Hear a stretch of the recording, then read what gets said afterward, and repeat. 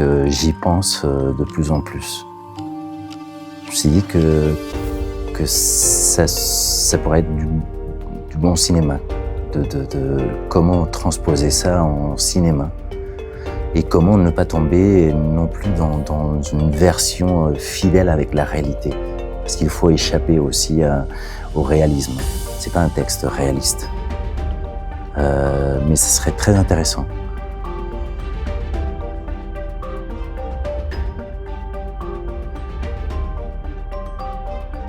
En fait, c'est moi qui ai vu, j'habitais au 6e étage d'un appartement dans le 9e et un matin, je me réveille et j'entends des cris dans la rue. Je sors sur mon petit balcon et là, je vois mon voisin de l'autre côté de la rue, 6e étage aussi, qui voulait se jeter dans le vide. J'appelle les pompiers et ils me disent essaye de créer un lien avec cette personne. Donc, ce que j'ai fait au début maladroitement, mais ça a duré plus ou moins un quart d'heure où je lui parlais et j'essayais d'éviter le pire, disons. Donc, c'est une expérience personnelle que j'ai transformée en pièce de théâtre. J'essayais de transcrire en fait ce que j'ai vécu, mais surtout les émotions. Et de transcrire aussi un temps. Parce que pour moi, c'était le temps présent, c'était un quart d'heure, mais en fait, pour moi, ça a duré une éternité, donc 1h30.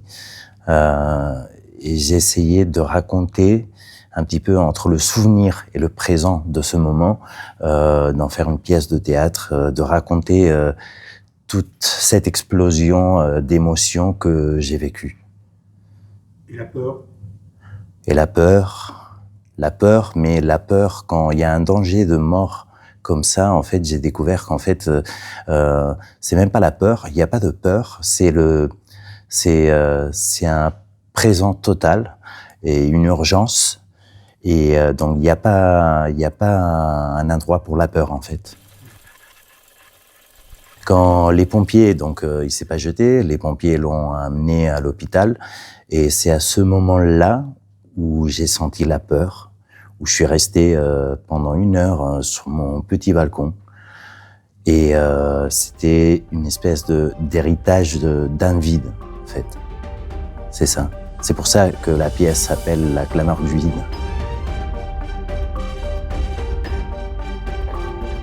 Il m'a fallu plus ou moins 7-8 ans parce que je savais pas comment raconter cette histoire. En fait, c'était difficile parce que je voulais pas parler de quelqu'un qui se suicide.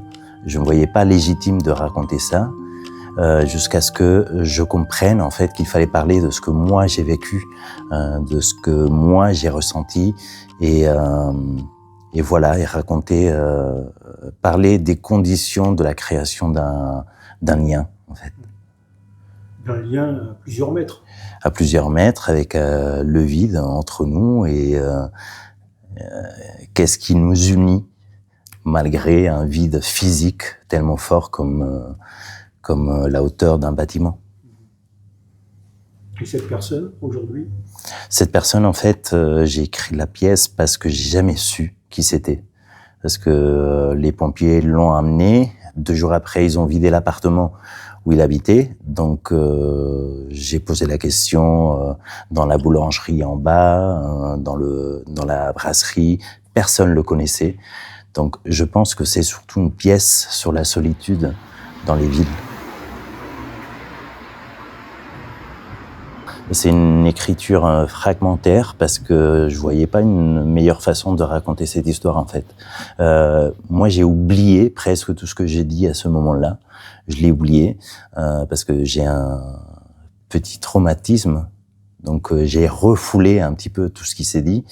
Donc j'ai essayé de penser à des choses que j'avais pensé sur l'instant, comme par exemple, il faisait des élans de se jeter pendant longtemps, et moi j'évitais tout ça en regardant vers l'arrière pour ne pas voir dans le cas où il se jetait. Et en fait, à un moment donné, je me suis dit, en fait, je suis la seule personne qui est en face de lui, qui le regarde dans les yeux. Donc, je vais l'accompagner même s'il se jette, même s'il se tue, je veux t'accompagner. Tu y as pensé? Oui. Au suicide, à la réalité du suicide? Ou est-ce que tu dis, j'arrive, je tiens quand même le bout du fil pour qu'il saute pas? Oui, en fait, c'était ça. C'était l'urgence. Je tiens un fil. Donc, je parle beaucoup du fil de funambule qui se tenait bien droit vers lui, en fait. J'ai pas laissé ça. Je pouvais pas, en fait. Et donc, il t'a fallu plusieurs années pour accoucher de la pièce. Tout à fait. Ça s'est sorti après en 2 mois. Mais pendant très longtemps, en fait, je pensais tous les jours à cette personne que j'ai jamais su qui c'était. Et finalement, à un moment donné, je me suis dit, en fait, il faut que j'écrive quelque chose pour sublimer aussi ce moment, pour sortir de moi quelque chose qui était resté en moi, ce vide du lien avec l'autre. Et donc cette pièce est une espèce d'hommage à cette personne, à cet inconnu. Je parle des inconnus de la même rue, vestiges invisibles du même quartier.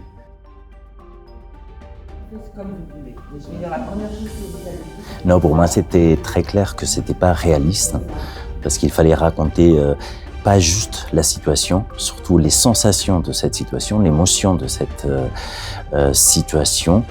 Et après, j'ai écrit pour la comédienne Anne C, qui va jouer le spectacle ici à Bagnolet. J'avais envie de la voir d'écrire une partition pour une femme plus âgée que moi et de pouvoir explorer tout ça avec une comédienne avec qui j'ai beaucoup de confiance, parce qu'on a travaillé ensemble sur un plateau. Donc je la connais bien et j'avais envie de la voir passer par plein d'états, de la voir dans cette situation-là. Donc j'ai écrit surtout pour elle. Après, ce qui s'est passé aussi, qu'à Barcelone, il y a des gens qui ont lu aussi la pièce, qui ont voulu produire la version catalane de cette pièce, donc qui vient de se jouer à Barcelone. Et là, on démarre avec la version française, qui est l'original. J'ai essayé parce que je l'ai écrite en français, cette pièce, parce que c'était c'était ce que j'ai vécu. Après, quand il s'agissait de traduire au catalan, je me suis posé pas mal de questions. En fait, comme avec le français, j'ai des contraintes parce que je suis pas français, parce que j'ai appris le français tard.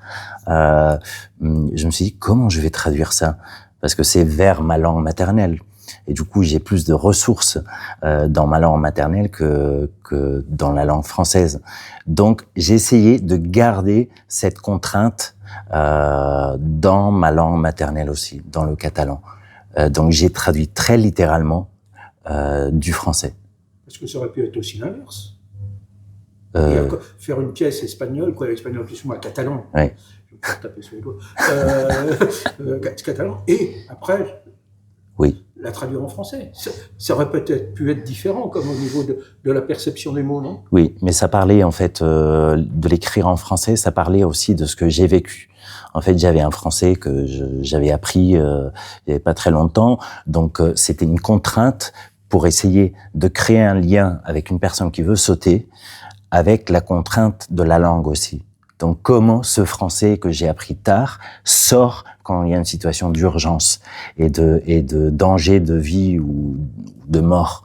Donc, je voulais garder ça, donc il fallait que je l'écrive en français. En tout cas, c'est un français de quelqu'un qui n'est pas français. Et je trouve ça joli de pouvoir qu'une comédienne française adopte ce français, pas si français que ça. Pour revenir au jeu, la comédienne, ça aurait pu être un comédien? Ça aurait pu. J'ai écrit pour elle, mais j'avais pas envie. J'avais besoin de me séparer de la situation, de ce que j'ai vécu, pour pouvoir faire une mise en scène, séparer, voir la situation depuis d'autres angles et pas rester dans ce que j'ai vécu. Je m'imagine pas moi en train de jouer cette pièce, Parce que quand j'imagine ça, j'ai envie déjà de pleurer. J'ai envie je crois que je peux pas me séparer. Et pour mettre en scène, je pense qu'il faut une belle distance. Je pense qu'il y a une petite sensation que c'est un homme qui a écrit cette histoire. Mais au fond, je pense que je parle aussi d'une histoire d'amour, que je profite de cette situation pour parler de beaucoup de choses.